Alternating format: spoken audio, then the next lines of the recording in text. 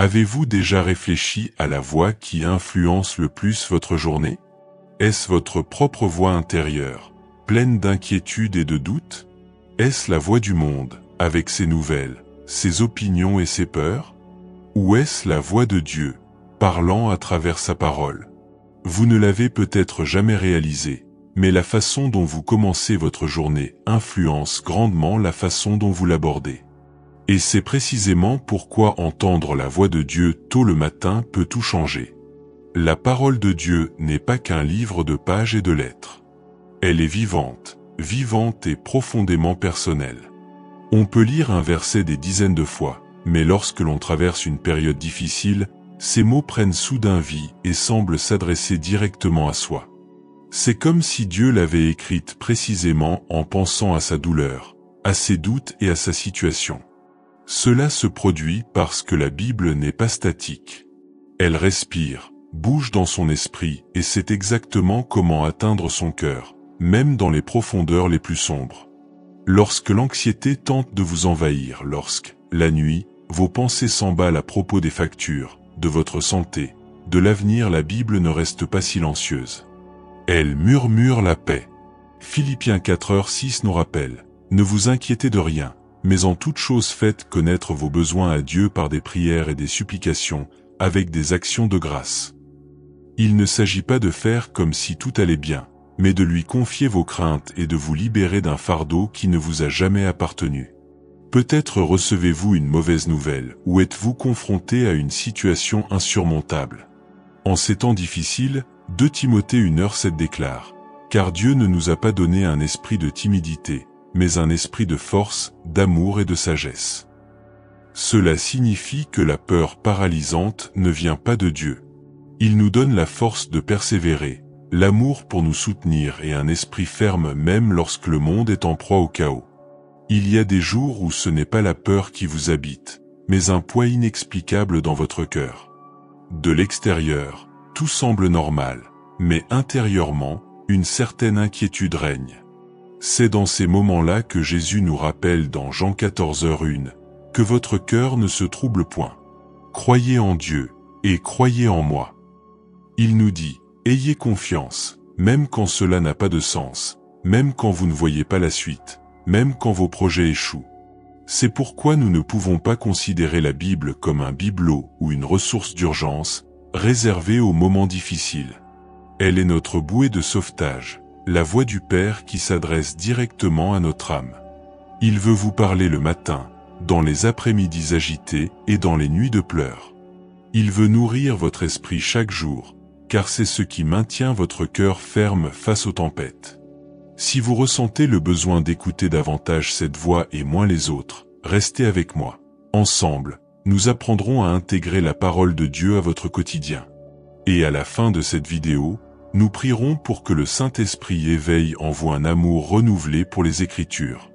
Si ce message touche déjà votre cœur, profitez-en pour vous abonner à la chaîne, laissez votre like, commentez, Amen, et partagez-le avec quelqu'un qui a besoin de cette parole aujourd'hui. Lorsque Dieu nous demande de méditer sa parole jour et nuit, il ne s'agit pas simplement d'une habitude religieuse. Dans Josué 1:8, il est écrit, « Que ce livre de la loi ne s'éloigne pas de ta bouche, médite-le jour et nuit, et pratique tout ce qui y est écrit. Alors tes entreprises prospéreront et tu réussiras. » Ce n'est pas une formule magique, mais un principe éternel. Plus la parole façonne nos pensées, plus nos décisions et nos actions s'alignent sur la volonté de Dieu.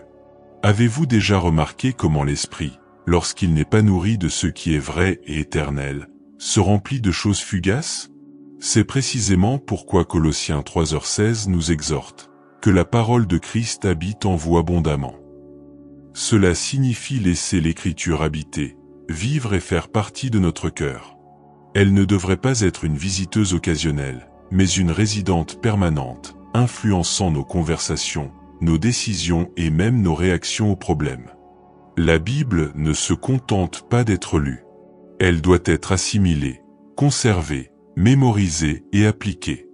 Car lorsque la vie vous met à l'épreuve, lorsque vos sentiments vous épuisent et que vous êtes déçus, la parole demeure.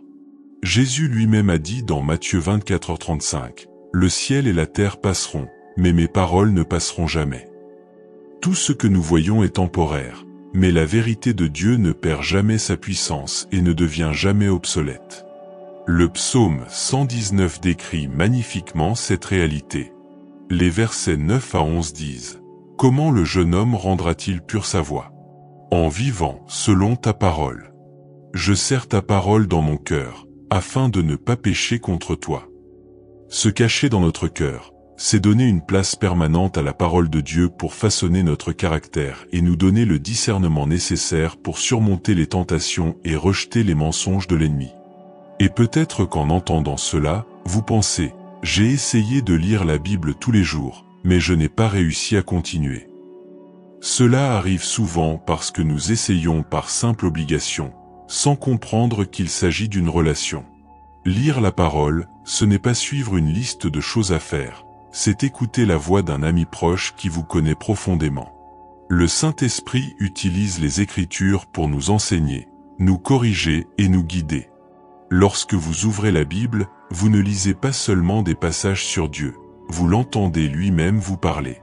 C'est pourquoi, dans les moments de découragement, de peur ou de doute, la parole devient non seulement un réconfort, mais aussi un moteur pour votre foi.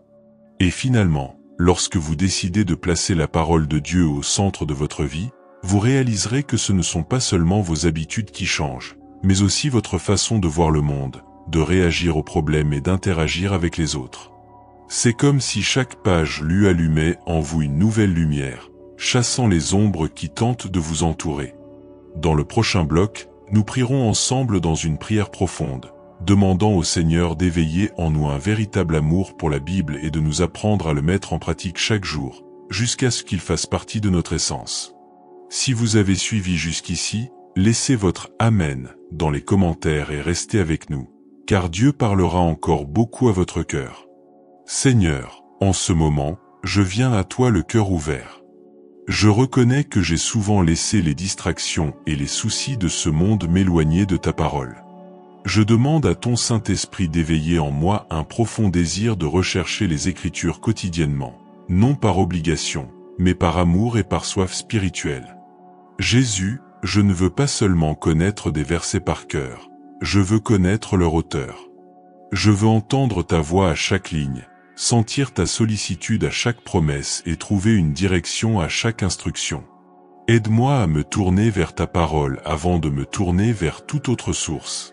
Qu'elle soit la première voix que j'entends à mon réveil et la dernière qui résonne dans mon esprit avant de m'endormir. Seigneur, délivre-moi de la foi superficielle. Donne-moi le courage d'appliquer ce que je lis, même si cela exige des changements douloureux ou un affrontement de mon orgueil. Utilise ta vérité pour purifier mon cœur, guérir mes blessures et harmoniser mes pensées avec les tiennes. Que chaque page de la Bible devienne un rappel vivant de qui je suis en toi et de qui tu es pour moi. Père, que ta parole soit mon refuge dans les moments de peur, mon réconfort dans les moments de douleur et ma force dans les jours de faiblesse. Apprends-moi à combattre les mensonges de l'ennemi avec l'épée de l'esprit, et à tenir bon quand tout autour de moi semble instable. Et je prie aussi pour chaque personne qui m'écoute maintenant. Que le Seigneur suscite en eux le même amour pour ta parole. Qu'ils y trouvent la réponse qu'ils cherchent, la paix dont ils ont besoin et l'espoir qui les soutient.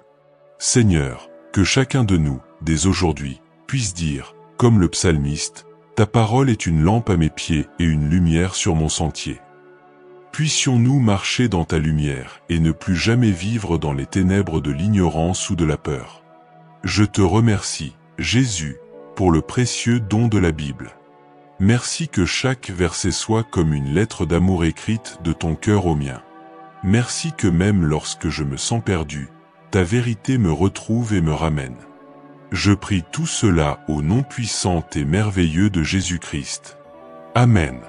Si cette prière vous a touché, écrivez « Amen » dans les commentaires en guise d'acte de foi.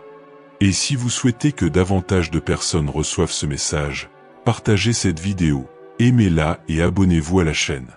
Ensemble, nous continuerons à répandre la parole et l'amour de Dieu chaque jour.